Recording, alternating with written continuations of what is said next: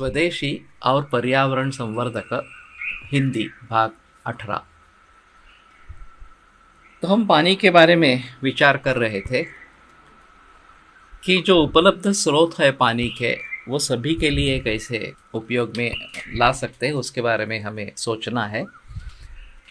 और जो शहर अभी पूरा पानी ले रही है उसके बजाय जितनी आवश्यकता है उतना ही जल शहर में मिले और बाकी पानी जो है वो बहता रहे, यही सबसे बेहतर इस प्रकार का है। तो देहातों के जो पानी की समस्या है वो कुछ हद तक इससे मिट सकती है।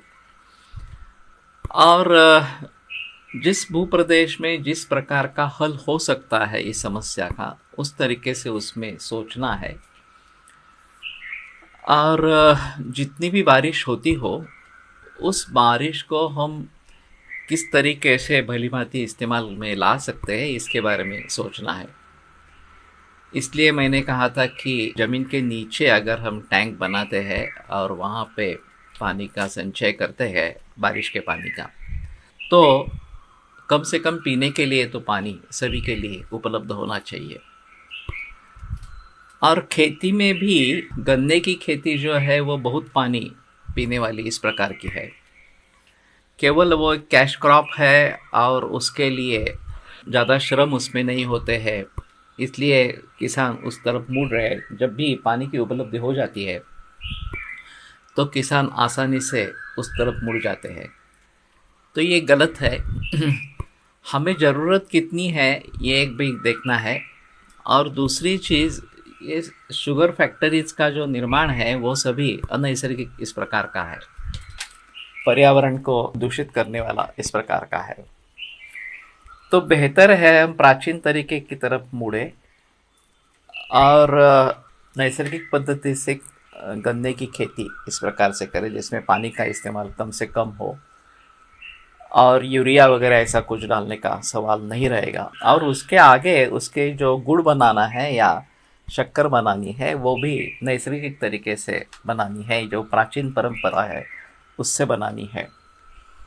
तो पानी का अपव्यय हम अगर टालेंगे, भलीभांति पानी का इस्तेमाल करेंगे, तो पानी सभी के लिए पर्याप्त हो सकता है। नहीं तो जैसे अफ्रीका में एक शहर को क्लोज डाउन करना पड़ा, बंद करना पड़ा केवल पानी के अभाव के कारण, ऐसी ही स्थिति पूरे विश्व भर में होने वाली है।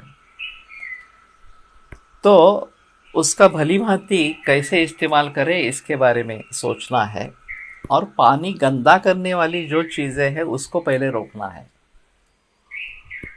इसलिए ये जो केमिकल फैक्ट्रीज वगैरह है उसके बारे में कुछ सोचना है कि उनको कम कैसे करते जाए और ज़्यादा से ज़्यादा निसर्ग में जो रंग उपलब्ध है या फिर नैसर्गिक जो भी वस्तुएं उपलब्धि होगी उनका इस्तेमाल कैसे बढ़ाना है इसके बारे में हमें सोचना है।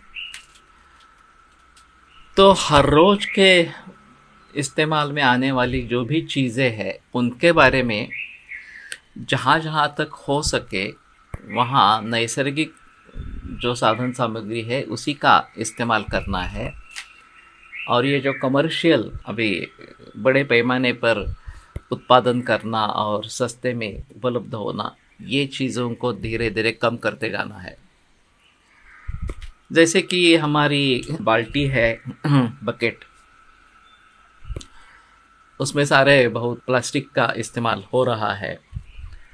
चूँकि वहाँ पे स्टेनलेस स्टील या लोहे की इस प्रकार की बकेट उपलब्ध हो सकती है जो महंगी है, फिर भी वो एक निसर्ग का हिस्सा है और उसका भलीभांति हम इस्तेमाल कर सकते हैं।